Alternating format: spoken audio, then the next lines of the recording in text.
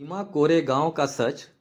जब 500 महार योद्धाओं ने हिला दी थी पेशवा की सल्तनत, 500 महार सैनिक 28,000 पेशवा की सैनिकों का छक्का छुड़ा दिया था, मार के भगा दिया था। भारतीय इतिहास की किताबों में अक्सर बड़े बड़े राजाओं की कहानियां मिलती हैं, लेकिन एक ऐसी लड़ाई भी हुई जिसने सदियों पुराने जातिवाद के दंश का जवाब तलवारों से दिया था। 1 जनवरी 1818 का वह दिन जब भीमा नदी के तट पर इतिहास लिखा जा रहा था।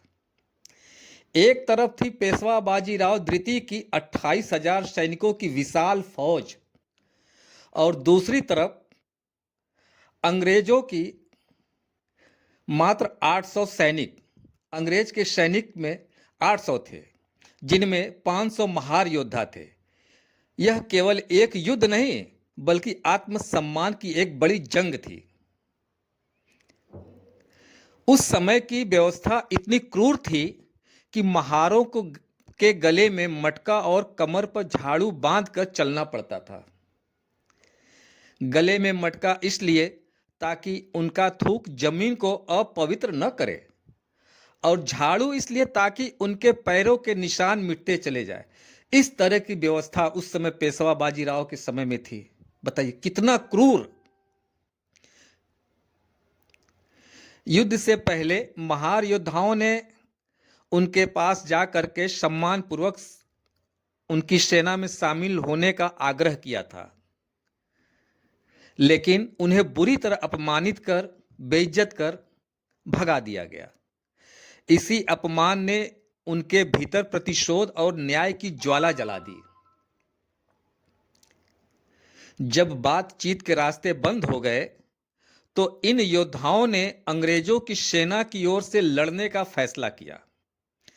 12 घंटे तक चले इस भीषण युद्ध में बिना खाए पिए इन 500 महार योद्धाओं ने पेशवा की 20,000 घुड़सवार और 8,000 पैदल सेना के छक्के छुड़ा दिए और शाम होते होते उनकी सेना को खदेड़ दिया। उनकी वीरता और अनुशासन के आगे पेशवा की विशाल सेना टिक नहीं सकी और उन्हें पीछे हटना पड़ा, भाग जाना पड़ा।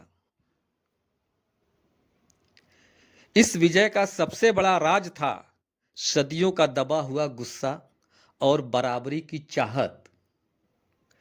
अंग्रेजों ने उन्हें समानता का अवसर दिया, दलितों को समानता का अवसर दिया, जिसे उन्होंने अपनी जान देकर साबित किया।